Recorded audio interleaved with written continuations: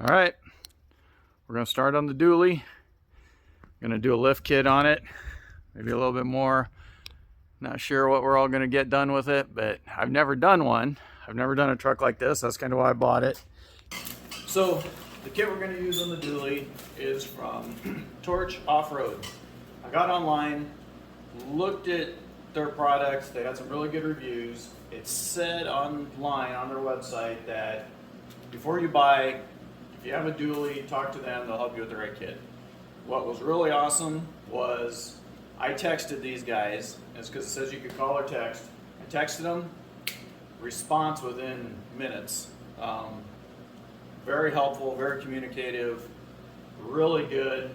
There was about 5 or 6 texts that went back and forth before I bought it. I'm gonna measure the front height before we do anything, because right now it's at stock. We're gonna see, I got the lift kit that's supposed to be at 3 full inches. I didn't want the leveling kit because I really like the rake. I like the stance of the truck. I just wanted it higher in the air. So let's see what their kit looks like. Okay, so here's our components. Let's open them up, see what we got. Looks like we got U-bolts and lift blocks. I believe it said in the website that the reason you have to contact them with a dually is because the overload springs and everything that's on the dualies, they want to send you the longer U-bolts with it to make sure you get the right ones for the right application. So, lift block, lift block, another lift block. Here's our U-bolts. Not seeing the nuts yet, but maybe that's what's inside here. No. Yes. No. No. I don't see nuts for the U-bolts yet. But we'll keep digging and see what we come up with here. Oh, here we go. There they are. Nuts for the U-bolts, right there. There's a block, and this is the torsion bar tool. The kit they sold me, they said it comes with this kit, so I hope I'm not speaking out of turn with that, but this is the tool. I've never used it before. I watched online a couple of videos on how to do it. It doesn't look too difficult, but we're going to find out.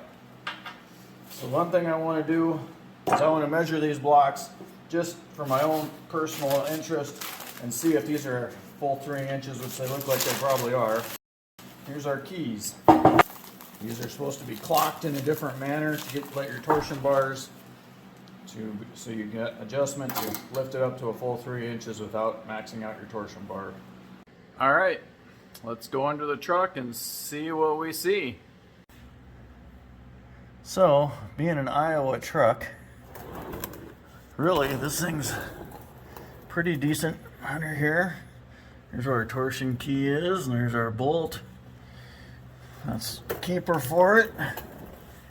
We'll have to get under there, make sure that that's what we gotta try to get out.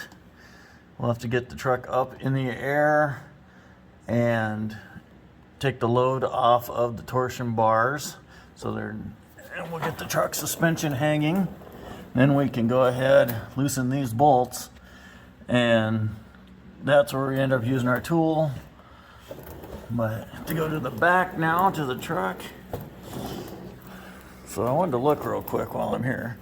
This truck is pretty solid, not a lot of rust. For Iowa, this is really impressive. This truck was taken care of. It's in good condition. I have yet to kind of see what I'm going to come across for issues, because nothing's perfect. And we're going to put a 3-inch block in right there and try to see what these bolts, if they're going to come apart or not.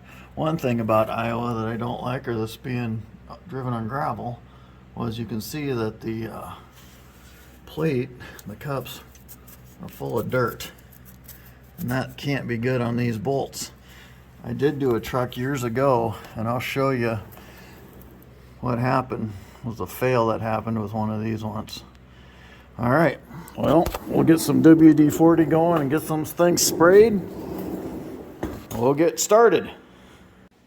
So I want to show you what that dirt inside those cups on the back leaf springs, or the mount, the shackle mount, can do.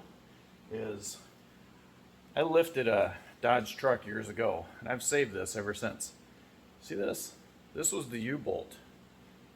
Notice how narrow and corroded and eaten away that is? Before I lifted it, I drove this truck down the interstate 70 miles an hour, and that's all that was holding this truck together going down the interstate. A little scary after you take a look at it. So really, as old as this truck is, it's a 96, so 20, almost approaching what, 27 years old. It doesn't hurt my feelings to change these back U-bolts out one bit, because who knows, with all that dirt and corrosion sitting in there, what those things could look like too. All right, so we're going to measure stock height, see where we're at, because I want to know exactly where this lift lands when we're done. We're coming up with 36 3/4 inches right to here, 36 3/4 to here, and just give us a little bit another measurement so we stay accurate. Let's find a spot. To this point on this bumper is 19.5. To this little, to the corner of the bumper right down here, which you may not be able to see from the camera angle. There's a little corner bumper right there, 19.5. There's the front. Let's measure the back. So again, we'll just measure to the fender. We're at 37 1/4 right there. And back bumper. Find a spot here that's going to be easy to measure from when we're done. We're going to go right to the bottom of the plastic molding here, and we're going to call this 27 1/8. 28 1/8. Sorry, I'll learn to read tape measure eventually. 28 1/8. So let's see where our lift gets us.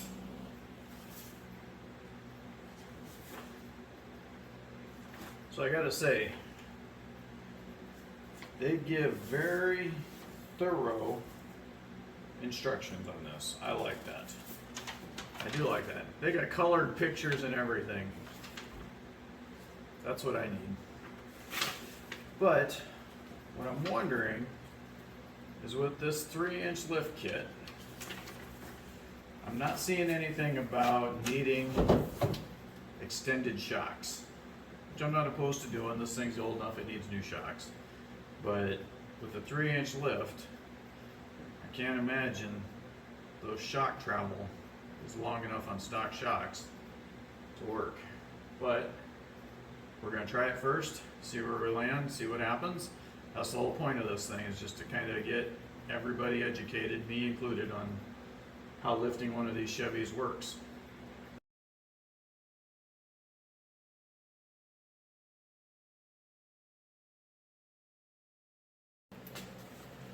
So one of the things I do when I do this stuff is I like to put my jack stands out at the end of the frame. And I still have my floor jack supporting it in the center also, to help just make sure everything's stable, so when I'm under it I'm not going to be crushed. But a lot of people will put their jack stands back here under the frame. What I don't like about that, in my opinion, you've got that much surface area supporting all of this with a 454 engine, transmission, all this weight just cantilevered out over top of that. Now, granted, that's where most all car lifts lift at, and everything's just fine. Thousands of vehicles a day get lifted like that. But me, being the picky person I am, all my cars that I do in my shop, especially a unibody car, if I can refrain from putting jack stands there, I do. Now, if there's no engine in it, that's a different story for me. There's plenty of strength there to hold up any sheet metal or any fabrication that might be happening. Okay, thanks for watching the dually build. One thing I got to tell you is, I'm not paid by anybody to promote anything. The lift kit that I'm using was strictly my decision to use this. Nobody's promoting me. Nobody's giving me anything for free. I'm paying for all this out of my own pocket. just doing this for the fun, just trying to have fun doing this, build this thing up, because I've never done one before. Same with this car. Everything that gets done in this garage is paid out of my own pocket. So please hit the likes, hit the shares, watch my projects as we go, and we'll see you next time. Thank you.